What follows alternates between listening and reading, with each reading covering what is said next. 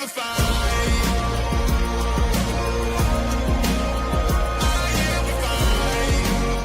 Good morning. Happy Monday. Welcome to From the Nosebleeds. I'm Joey Gunnar here today, joined by AP and Nilo. How you feeling coming back to work this Monday after a long Christmas break? I hope it was good for you. No, it was great. You know, the Broncos and the Nuggets both made it interesting over the Christmas break for sure. But, here we are, home stretch of the NFL season. One more regular season remains for the Denver Broncos. The Denver Nuggets, the Colorado Avalanche continue to do their thing. So happy to be back, my friend. Yeah, no, it was a fun weekend. I don't know if you were watching college basketball at all, but UNC getting their first win over Colorado since 1936. Quinn Denker, Wow. 38-8 in that game. So huge game there. If you follow any of those teams, I know you're probably sweating that game. But a lot of other fun games. Nikola Jokic, amazing Christmas Day performance, and then another amazing follow-up performance against the Magic. Unfortunately, didn't end up winning that one. And we'll talk about that in a little bit, but let's get into the Broncos because that's what everybody's mind's on right now. One win away from winning the AFC. It's here. It's finally here. The game that matters most, more than a playoff game, because if you win this game, you don't have to worry about that wild card round. So this counts as a playoff win in my book. I couldn't be more excited for this weekend, Anila.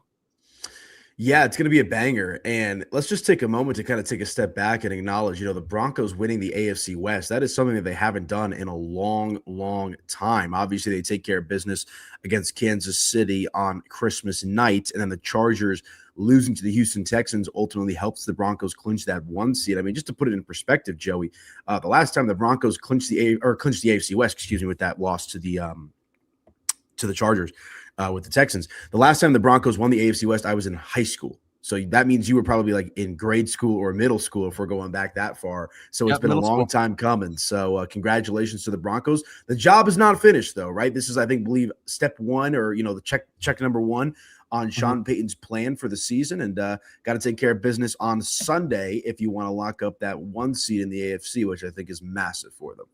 Yep. It'll be a big, big game. There's a few games to look out for because the Broncos need to win, but so do the Patriots. If the Broncos lose and the Patriots win, then the Broncos give up that first seed to New England. And also there's a sneaky team in there too that we were talking about before the show started, and that's Jacksonville. If both the Broncos and the Patriots lose, I believe that Jacksonville gets in for that number one seed. So there are possibilities that the Broncos end up losing this game and then losing the first seed. However, the Broncos are opening up as pretty big favorites at home against the Chargers. This will be a big game, but they're looking good in it.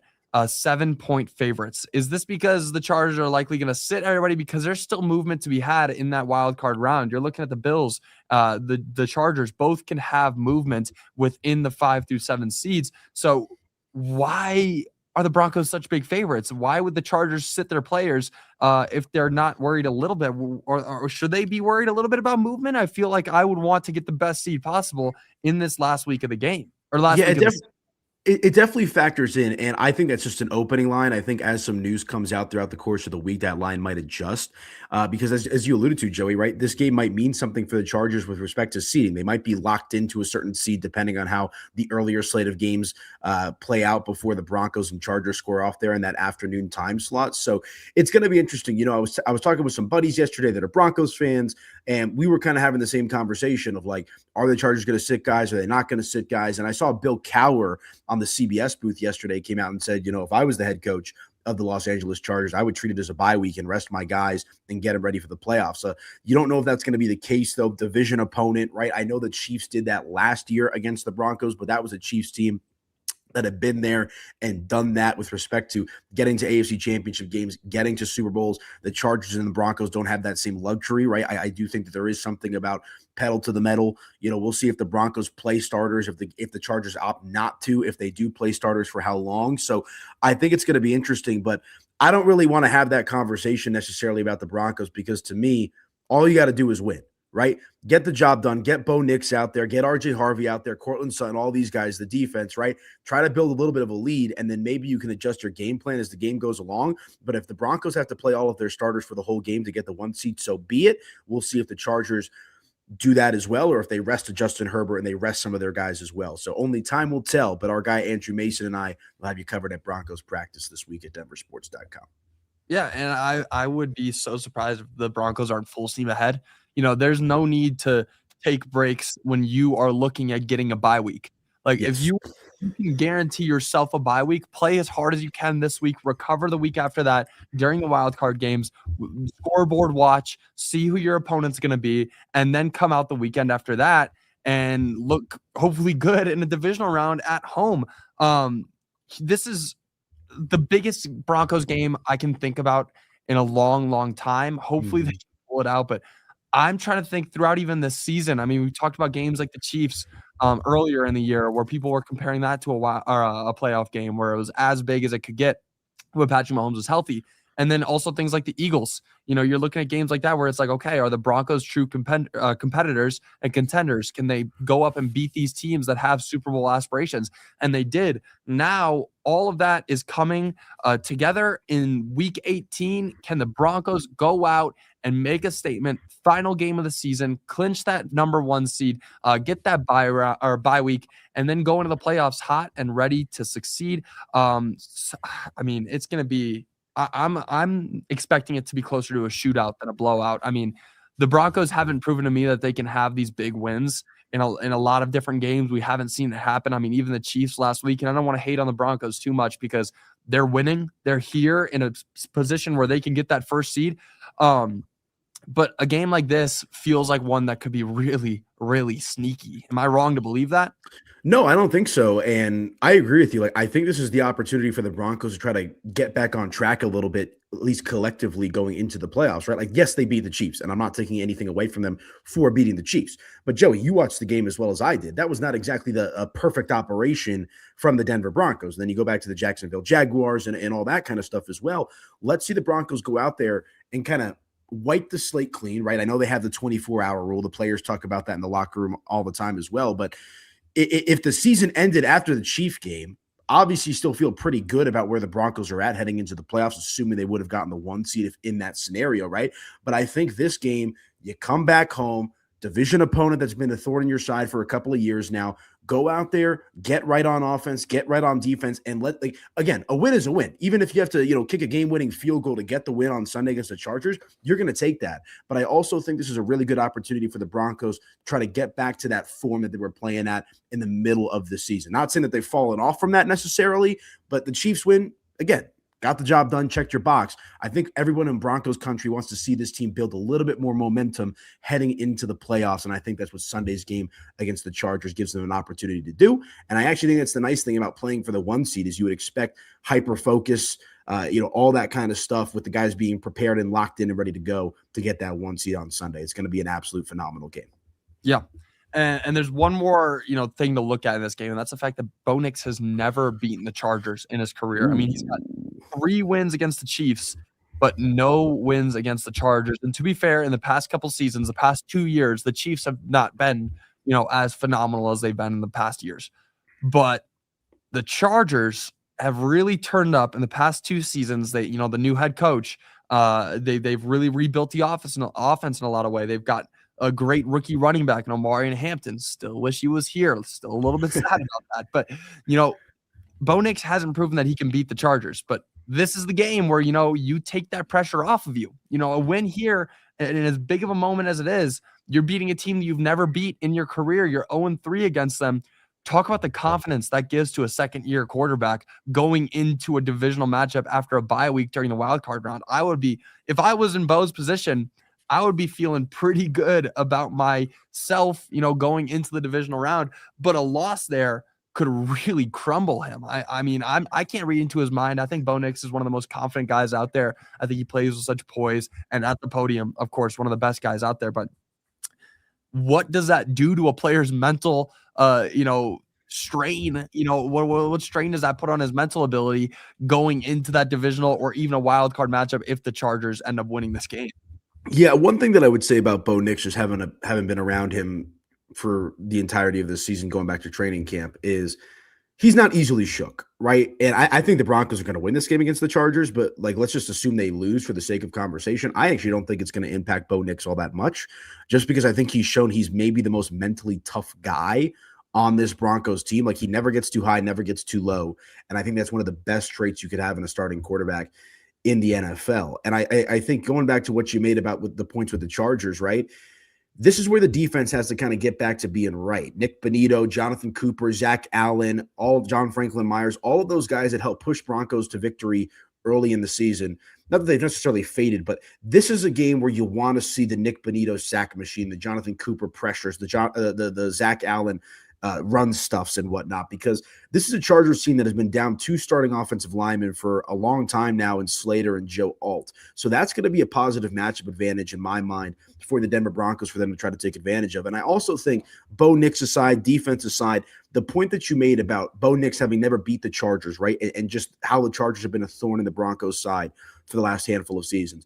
This is a really good opportunity for the Broncos to get right and wipe some of those demons away and build that confidence and build that momentum heading into the playoffs, right? Rest up, recover. I just think the 1 seed is so imperative for the Broncos to go out there and try to contend and win a Super Bowl championship in Santa Clara in February. I mean, just the basic math of 2 games versus 3, but also the fact that both of these games would be at home, right? And I know we just saw the Jacksonville Jaguars not so long ago waltz in here to Denver and get the job done at Empower Field. That was the first time the Broncos had lost a home game since, I believe, last October. So history tells us, despite the recent history where they lost, history tells us this Broncos team is a very, very tough out at home. And so I think if the Broncos are able to take care of business on Sunday, regardless of who they draw in the second round of the playoffs, you're going to feel really good about their chances to go out there and at least get to an AFC championship game. And then from there, it's a bit of a toss-up with the matchup and who you draw. Getting to the AFC championship game, to me, I think is a minimum accomplishment for this team. I want them to go out there and contend for a Super Bowl. I want them in the Super Bowl. I want them to win a Super Bowl. That's easier said than done. Anything short of an AFC championship game, in my opinion, Joey, assuming they get the 1 seed, would be a disappointment. So it starts on Sunday against the Chargers. Yeah, you're exactly right. And you were saying the last home game that the Broncos lost was back in October. Do you know who that team that beat them was? I believe it was the Chargers. You would believe. Correct. Hey, you got some Charger colors here going on your little color scheme for your From the Nosebleeds graphics. Oh no, I mean, Dan, we got to change up the whole scheme. Talk to the producer, get the whole scheme changed up. We're changing the entire colorway to orange and blue, and then some black and gold for the Nuggets. We're gonna see a full court press out of the Broncos, and that's my little segue into what we're gonna talk about next, and that's Nikola Jokic. Oh man, I could write a 10-page essay on singular games of Nikola Jokic and talk about how great they are. The past 2 games that we've seen him play have been something else. This guy is on one of the best tears of his life, and I think that he's having the best season of his career on Christmas Day. Of course, this was talk around the nation. This was the game that, and I said this with James last Friday when we were doing the show, when you look back at the Nikola Jokic era in 20 years, the game on Christmas Day against the Timberwolves will be the game to look at. 56 points, 16 rebounds, 15 assists on 71% shooting from the field, 66% from 3, and 95% from the free throw. And usually I wouldn't count the free throws in there, but he had a lot of them on that Christmas Day game. But what does he do after a game like that? You think maybe, play a little less hard, not have to carry as much up against a team like the Magic. Nope. 34 points, 21 rebounds, 12 assists. They ended up losing that game to the Magic after, I got to be honest, one of the worst officiating calls I've ever seen with 6 seconds left. I mean, we gotta check that ref's phone, the apps on there that he shouldn't have. You know what I'm talking about? But one of the worst officiating calls I've ever seen, but that does not take away what Nikola Jokic did those 2 days.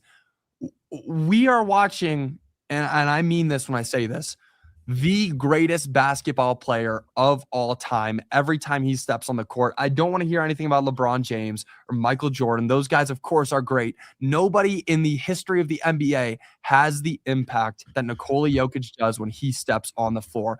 I mean, what other adjectives can you use to describe this guy? It's just absurd. Yeah, I think absurd is the word, right? Because it's just every single game, just about he's going out there and just making your jaw drop. And Nikola Jokic is an absolute marvel, man. I mean, you talk about the game against the Orlando Magic: 34 points, 21 rebounds, 12 assists. Christmas night against the Timberwolves: 56 points, 16 rebounds, 15 assists. I mean, it is just absolutely unbelievable what this guy is able to do on a game in and game out basis. And oh, by the way, they're down 3 starters. So he's putting up Yeah. these, assists. And I know Cam Johnson got hurt. Was that the Minnesota game? I forget exactly No, it was which before game the it was. Minnesota game. It was the Right game before Minnesota.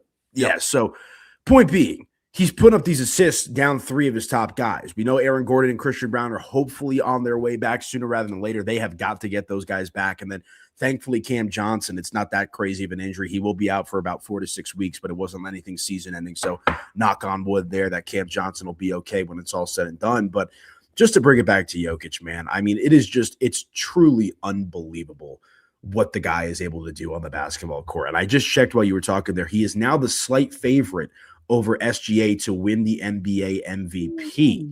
So that tells you that Jokic is just undeniable at this point with his level of greatness, right? So I love watching the guy play. Every time I have the opportunity to talk about Jokic, whether it's with you or on the Mile High Hoops podcast or on 104.3 The Fan on the radio station, I always say this, man, for Nuggets fans and even just general basketball fans out there, enjoy it while it lasts, because what we're seeing is something that we're never going to see again. And I understand, there's a lot of Nuggets fans that go back to the Alex English and Fat Lever days, and those were great teams, right? Carmelo Anthony helped put this city back on the map from a basketball perspective. But what Nikola Jokic is doing, to your point, Joey, is historic. It is one of, if not the greatest player to do it. And I know that's not me just being a homer. I agree with everything that you're saying. There is nobody that impacts the game in the manner in which Nikola Jokic does. And it's just absolutely spectacular to watch. Yeah, I love that you brought up Alex English. Alex English led, I believe, the 80s. Was he more of an 80s or 70s? I forget. 80s, the whole decade in points. He led the whole decade in points.